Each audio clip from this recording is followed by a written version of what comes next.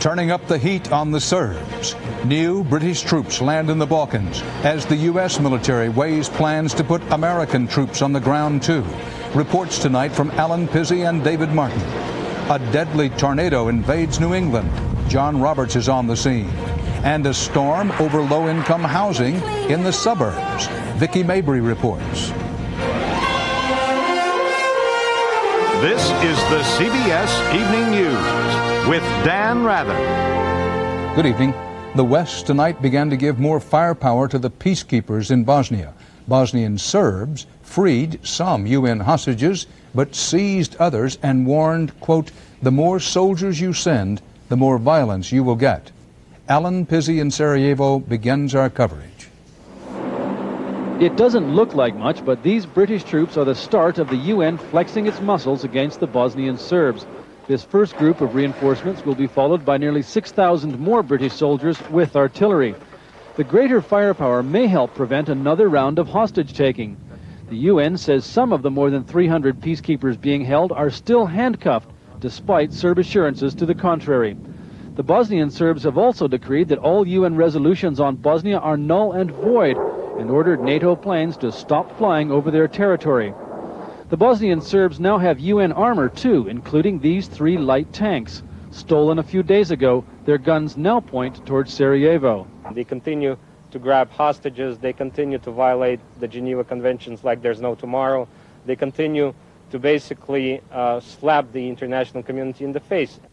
That kind of talk has earned Alexander Ivanko a death threat from the Bosnian Serbs. Undeterred, today he accused them of waging war on civilians by cutting off water and electricity to Sarajevo. Nurija Muhic agrees. That war criminal Karadzic did this, Muhic says of the Bosnian Serb leader, but he's going to pay for it.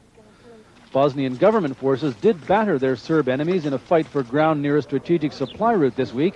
The Serbs have called for all available volunteers to strike back. But as far as the UN is concerned, the Bosnian Serbs continue to add insult to injury. They have refused permission for a UN plane to come in to take home the bodies of 2 French peacekeepers killed Saturday. Even the dead are held hostage. Alan Pizzi, CBS News, Sarajevo. For his part, President Clinton would only say today, through a spokesman, the United States will stand by its allies in Bosnia. As for what that might entail for U.S. forces now off the coast of Bosnia, CBS News national security correspondent David Martin has some new information about scenarios that could bring them into the battle zone. With American Marines offshore and the future of the UN peacekeeping operation in the balance, the barriers to U.S. military involvement in Bosnia seem to be crumbling. The Clinton administration once was adamant that American combat troops would be used only to help UN peacekeepers pull out. Now there is a much more open-ended offer. We will be there to provide assistance. We don't know what shape that assistance will take at this point. Sources say the Pentagon is working on plans that would involve putting U.S. Marines and their helicopters into Bosnia to help UN peacekeepers move into safer positions. None of the plans has been approved yet by the president. French commandos are aboard ship off Bosnia, and administration spokesmen refuse to rule out American participation in a raid to free the peacekeepers held hostage. British Prime Minister Major has asked President Clinton for help in a possible rescue mission. I intend to do everything in my power to ensure that our soldiers are released unharmed from their present captivity. However, with UN troops being held at more than 20 scattered locations, military sources discounted the likelihood of a rescue mission. Although as long as the Serbs hold hostages, the peacekeeping operation will be in shambles.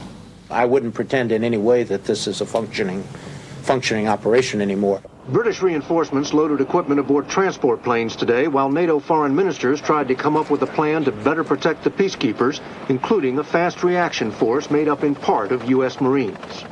U.S. intelligence had warned repeatedly that if NATO launched airstrikes, the Serbs would take hostages. Those warnings were ignored. Now there is another